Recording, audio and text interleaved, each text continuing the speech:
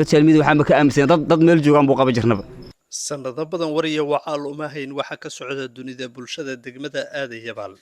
iyo deegaanada kale oo kooxda khawaarijta ah laga xoreeyay iyo kuwa hadda ay xukumaan khawaarijtu waxa ay deegaanada ay xukumaan ka mamnuuceen taleefanada casriga ah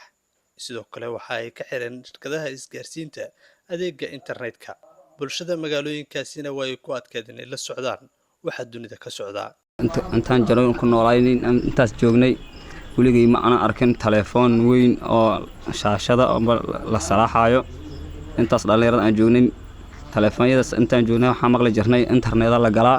wala xaal dhigeensadaa halahaas intaas kuligay ma arkin Axmed Maxamed Luujito waxa uu kamid yahay dhalinyarada kooxda khawaarijta al-shabaab ay dhowr jeer ku dhibaateeyeen isticmaalka memoryga kaas oo la geliyo telefoonada yaryarka ah oo shaashada lahayn waxa uu ka sheekeynayaa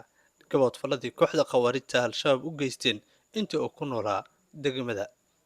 markii ay xukumayeen kooxda khawaarijta memory taayistan inaga jibshaan ay liqna dhahayn hada qof kasta oo aad bal joogto maanta calooshada waxa laga yaabaa in 100 memory laga helayo ku jirto oo in magaas cunsiiyeen memory adoo iska dhigaysaa hadii xabta uu kugu jiro quraan ama wax kale kugu jiro adoo memory ku jiro telefonkaaga way ka qaadayeen way ka jibihayeen haddana DJB aanay laba u sii dhigan ka bacdi waxay ku dhaayeen biyo ku keenan ab memory haagadoo lacag ka soo bixiyaan wax ku shubtay oo adaa wax ku dhigaysiisa kala soo kale wax xuma ku faafiye baanu ka nugu sawiree dhibaato badan aan ku qabna intaan degmadan joognay noloshiisu sidii hore hadda waa ay ka bedelan tahay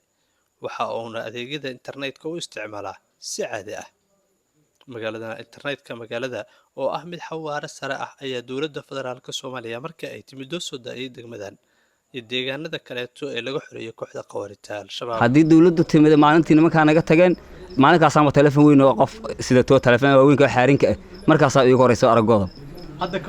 hadda alxamdulillah waa kana telefoon weyn aan leeyahay qof kasta qoys kasta guriga telefoonkooda weyn ay wataan way haystaan